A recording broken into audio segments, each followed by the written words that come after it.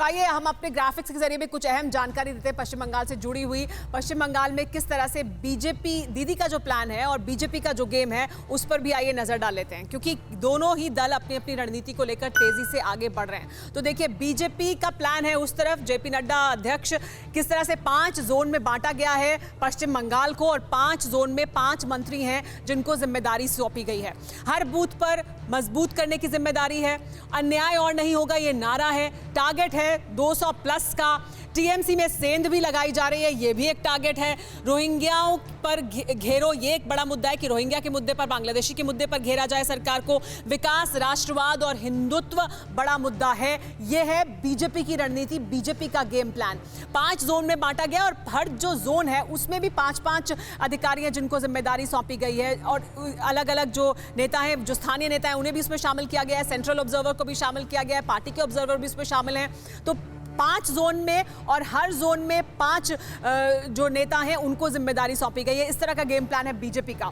इधर दूसरी तरफ ममता बनर्जी की जो रणनीति है उसमें क्या है कि शिक्षाश्री जो नीतियां हैं जिनको आगे बढ़ाया है ममता बनर्जी ने, उन्हें लोगों तक पहुंचाएंगे। कन्याश्री, युवाश्री, शिक्षाश्री, रूपश्री, शिशु साथी, स्वास्थ्य साथी, खाद्य साथी, गतिधारा और गीतांजलि, ये तमाम जो योजनाएं हैं इन्हें लोगों तक पहुंचाना है। और इसके लिए ममता बनर्जी अलग अलग उनकी सरकार जो है वो द्वारे द्वारे तक पहुंचेगी। इन्हीं योजनाओं को लेकर अलग अलग वार्डों में बांटा गया है और 4 बड़े जो शिविर हैं वो लगाए जाएंगे ताकि हर जिले तक, हर घर तक सरकार पहुंचे इन योजनाओं के साथ। इसी पर बात करते हैं, हमारे साथ तमाम जो नेता मौजूद हैं उनसे। सुकांता मजूमदार, ये जो पहले टीएमसी की जो रणनीति है इस पर मैं अगर आपसे पूछूं, टीएमसी ये कह रही है कि वो ये तमाम जो योजनाएं हैं इन्हें लेकर लोगों के घर घर तक पहुंचेगी, शिविर लगाएगी और लोगों को फायदा पहुंचाएगी। तो ममता बनर्जी तो अपने कामकाज के बारे में बता रही हैं, आप तो लगातार ये आरोप लगा रहे हैं कि उनका कोई काम ही नहीं है, उन्होंने कुछ किया ही नहीं है। इतनी तमाम योजनाएं वो बता रही हैं और इसको लेकर वो लोगों तक पहुंचने वाली हैं।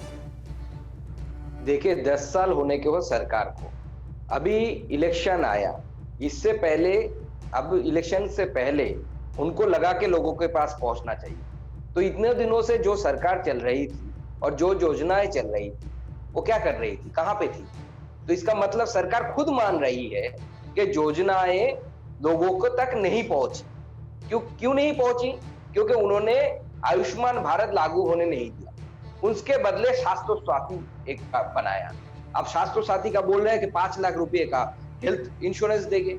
अब पश्चिम बंगाल का जो हेल्थ बजट है उठा के देख लीजिए, 9 करोड़ जनता है यहाँ पे, सबके हेड पे 5 लाख रुपया अगर पकड़ते हैं, उसको छोड़ दीजिए, 5% बड़ा फायदा हो सकता था लोगों को, पूरे देश में हो रहा है। मनोजीत मंडल, इस पर क्योंकि समय खत्म हो रहा है, मैं संक्षेप में सबकी प्रतिक्रिया लूंगी। मनोजीत मंडल, एक बड़ी प्रतिक्रिया इस पर आपकी कि केंद्र सरकार की नीतियों का फायदा पश्चिम बंगाल में ना पहुंचे, राजनीतिक क्योंकि फायदा इससे उनको हो सकता है, इस वजह से पश्चिम बंगाल की जनता का क्या नुकसान कराया ममता बनर्जी ने? आयुष्मान योजना ये केंद्र सरकार की नाम पे चलती है, पैसा स्टेट गवर्नमेंट को देनी पड़ती है 50%, ये उन सबको पता नहीं है। बीजेपी विकास के बारे में बात ना करता। अच्छा, एक छोटा एग्जांपल देता हूँ, मैं जहाँ पढ़ाता हूँ जादवपुर यूनिवर्सिटी, और राष्ट्रीय उच्च शिक्षा अभियान, बहुत बड़े बड़े एक नाम है, 100 करोड़ का प्रॉमिस किया गया था, रिटन प्रॉमिस, 25 करोड़ देके रह गया, 500 लोगों का नौकरी चल गया। ये जादवपुर यूनिवर्सिटी में, और वो जो मिनिस्टर है पोखरियाल, वो फायदा नहीं कुछ भी पहुंचाया गया केंद्र सरकार की तरफ से।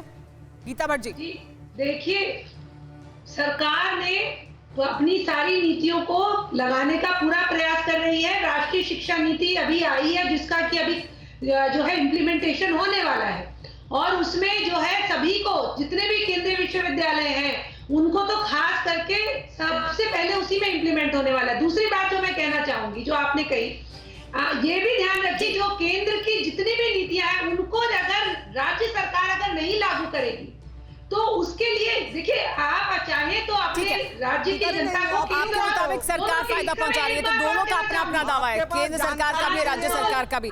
लेकिन रणनीति क्या है वो हमने बताने की कोशिश की, इस रणनीति का क्या असर होगा वो देखना जरूरी है।